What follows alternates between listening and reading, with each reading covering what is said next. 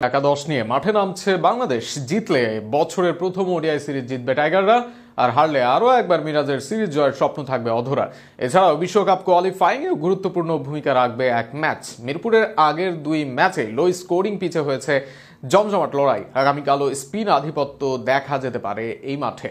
আরও শুনুন প্রতিবেদনে। সুপার ওভারের নাটকীয় ম্যাচে পরাজয়ের পর সিরিজের শেষ ম্যাচটা এখন অলিখিত ফাইনাল। যারাই জিতবে তাদের হাতেই শিরোপা। বাংলাদেশ দলের জন্য বড় দুশ্চিন্তা, ব্যাটারদের মধ্যে একাদশে যারা জায়গা পাচ্ছেন তারা দলকে সেরাটা দিতে পারছেন না, আবার বেঞ্চে যারা আছেন তারাও অফ ফর্মের কারণেই জায়গা হারিয়েছেন। ফলে সিরিজের শেষ ম্যাচে সেরা কম্বিনেশন খুঁজে পেতে বেশ বেগ পেতে হচ্ছে টিম ম্যানেজমেন্টকে।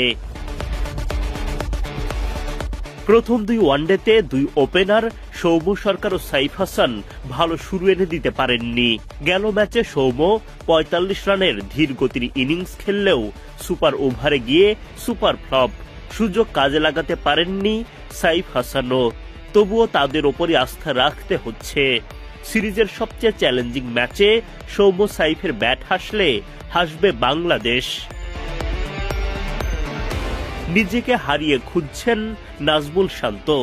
কখনো উইকেটে থিতু হতে ব্যর্থ, আবার কখনো বা থিতু হয়েও ইনিংস বড় করতে না পারার সমস্যায় জর্জরিত। এবার সিরিজ জয়ের ম্যাচে বড় দায়িত্ব নিতে হবে শান্তকে। মিডল অর্ডার আগলে রাখবেন তাওহিদ হৃদয় ও অধিনায়ক মেহেদী হাসান মিরাজ। মিরপুরের উইকেটে বোলিংয়েও ঝলক দেখানোর অপেক্ষায় মিরাজ। সঙ্গে নেতৃত্বের ভুলগুলোও শুধরে নিতে হবে টাইগার কাপ্তানকে।